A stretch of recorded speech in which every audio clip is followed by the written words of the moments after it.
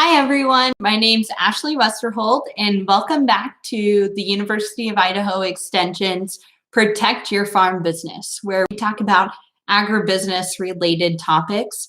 And so last week, you might have joined me or you might have watched after we went live, and it was all about making that first family meeting. And so when we talk about these topics, the next several weeks will be about succession planning. So that's why we talked about that first family meeting.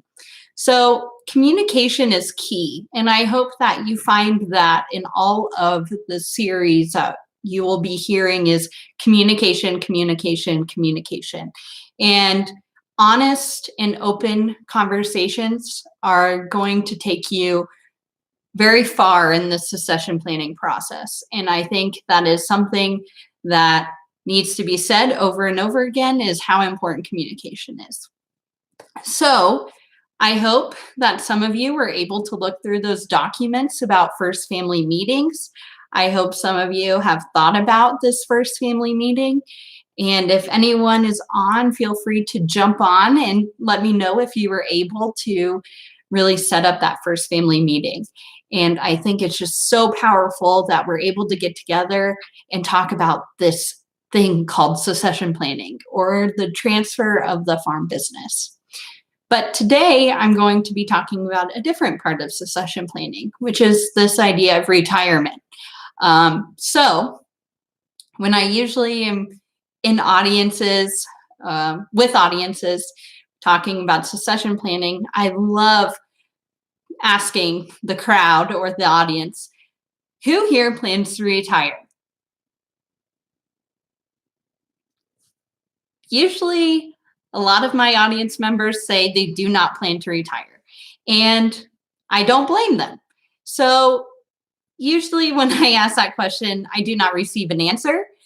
Usually it might be the women in the class that said, I want to retire. But I find a lot of agricultural producers do not want to retire. I've actually had someone say they'd be happy if they passed in their pasture with their cows. And so we actually hear a lot of people say that. And so we are very used to that answer. And we know that it's perfectly normal to want to continue that lifestyle of farming and ranching. I don't think that you guys are in farming and ranching for the money and the stability. I think you're in it for the lifestyle, which means you probably don't want to retire. But that's fine. We also hear those horror stories of people that do retire and then maybe pass away suddenly from retiring, as if they lost their purpose. And we really don't want that either. So I'm here to talk about retirement, but I'm really talking about maybe just stepping back, maybe transferring the management to that next generation, to that successor, and what that could look like for you guys. So you can pass on the business and still do all the things you love to do. If you love to work with the cows, then stay working with the cows. But how about you get paid a wage? And that might look different for everyone, but we would still want you involved in the business, but maybe starting to pass on that managerial role to the next generation would be beneficial. So is your favorite part of the business making those tough marketing decisions? Is your favorite part of the business meeting with loan officers, bankers, accountants? Is it negotiating those contracts? Is it trying to find hired labor? I don't think that's what you loved about the business. And so if it is, then that's great. And I bet the next generation would love to have you still continue to do some of those things. But I think that the next generation should get into some management decisions, start making those decisions on their own so they feel empowered for the day that they would have ownership of this business. So I've also linked in the description box some great videos from a farm business consultant named Jolene Brown. And she is great. She is very energetic, but she discusses this idea that you need to have retirement income sources outside of the farm. How realistic is that? When you guys made profits every year or some years, did you then invest it into things that weren't the farm or ranch? I don't know. I don't know all of you individually, but I would say that every time you did make some income, you reinvested it into the farm or ranch. You wanted to expand. You bought new equipment that year. You did something for the farm and ranch where all your money is being reinvested into that operation. Well, Jolene says that if you did not invest in outside of the farm, that you are more inclined to want to keep control because that is all your money is in that farm or ranch. Therefore, you don't want to give up the control of it. And so the idea here, though, is we want to say that if you hang on to that farm or ranch for too long, you might not have a great succession. You didn't give the next generation a chance to really step into that management role and give themselves some confidence in making those managerial decisions. So I really wanted to talk about like a story of a 90-year-old that is still owning and operating and managing and farming operation. And then he has a 65-year-old son that is working side by side with him. I don't know if he should still be managing at 90 years old, but these days, I would say my generation is really interested in becoming a part of the operation in a managerial role. Yes, you should vest them, make sure that they are really into this business before you give them management responsibilities. But I think that to keep them interested in wanting to be a part of this operation, you should be introducing some of these management roles with them. So I wanted to talk about some resources that I received from Iowa State University. They have a really great program for succession planning, and they came up with some of these ideas that we wouldn't say are necessarily retirement, but they could look a little bit like slowing down. So first, have you thought about changing your enterprises? So if you have a dairy and you grow all your own feed, do you love the farming aspect or do you love the milking cows aspect? Do you love the dairy or the farm? Would you be interested in letting the next generation take over one of those as a managerial role and you concentrating on the enterprise that you love? Do you and the successor love the same enterprise? Say you both love dairy so much, so you sell off the farm and you invest it back in the dairy and expand the dairy so both families can live off of the dairy. I'm making this sound like a very easy transition, which it's not, but it could be something to think about as a source of retirement. Maybe some of the money collected from the sale of the farm could be used as a retirement source in a different investment. Say you invested some of that money into other real estate properties, and maybe that's your retirement. So if you think of it that way, there are other ways of coming up with retirement income. So a second one is just simply stepping back from being the full-time laborer. Replace your labor with the next generation. You can also, if you don't have a next generation coming on or an identified successor, you can maybe use some custom work. Give up that grunt work if you don't want to do it. Let the next generation start taking those 24-hour-a-day jobs, maybe milking cows in the middle of the night. Maybe you can start actually looking like an 8 to 5 schedule Monday through Friday and have weekends off to go see your grandkids, to go take a vacation. How many of you take vacations? So I just think stepping back and maybe letting others take over some of that labor could really help you start thinking about this retirement. You could start crop sharing with the next generation. You'd still be the owner, but you can share the risk and reward with the next generation. It provides the next generation with a profitable farming operation without having to own the land. It is so expensive to try to get into farming these days. It is almost impossible for a young person to come in and make that capital investment to have an operation. And I think that if you're able to crop share and you still have ownership, then that's a great way for the next generation to start getting into the business. It provides you as the landowner a return on their investment and allows you to participate a little bit into that management decision. Maybe you start at a crop sharing program and move it into a different cash rent system. So instead of constant income, though, with crop sharing, you might only be getting one installment a year based on when you sell your crops. So if the crop had a bad year, you might not receive that much income, which then would be your retirement. And so you need that income. Like I said, cash rent leasing is an option when it comes to retirement.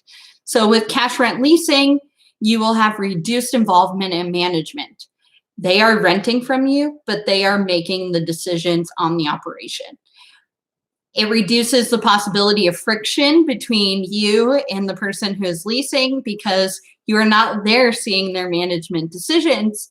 And you do not have that variation of price in yield because you are setting a price of cash rent that they will pay for you if they produce or not produce. So income under the lease does not constitute self-employment income, and so it's not subject to Social Security tax and will not reduce your Social Security benefits in retirement, which is a really big plus. So I'm talking about retirement, and again, these videos are meant to be pretty short, but I just keep getting these ideas that I want to talk to you guys about. And so retirement brings up a lot of questions, and the million-dollar question is, how much money do I need in retirement? My colleague Andrew Bingham comes and helps teach my succession planning classes across the state, and he is in finance. And so when we ask him that million-dollar question, he gives the economist answer, which is, it depends. So some questions, though, that he gives us as a template are, what life are you accustomed to? Depending on what you are accustomed to in life can really show you what you need in retirement. What do you want to do in retirement?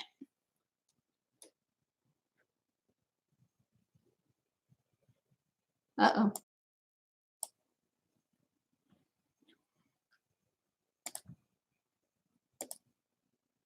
Sorry, I'm having technical difficulties. Are you still able to hear me? So what do you want to do in retirement? When do you want to retire? And what is your life expectancy? So when we think about the idea of what's your life expectancy, we think about, hey, how long did my grandparents live before me? How long did my family members live? For me, my grandma lived until 93. Her sisters all lived to 96 and 89. So maybe I will be passing later in life in that late 80s range based on when they passed. So Andrew also created an Excel worksheet to help us start putting numbers to this retirement question. So if you click in the description box, there is an Idaho ActBiz website, and you should be able to see the University of Idaho retirement calculator. My favorite part about this retirement calculator, which you're able to put in all of your inputs that are individually for you. My favorite part, though, is this question of what is your desired lifestyle in retirement?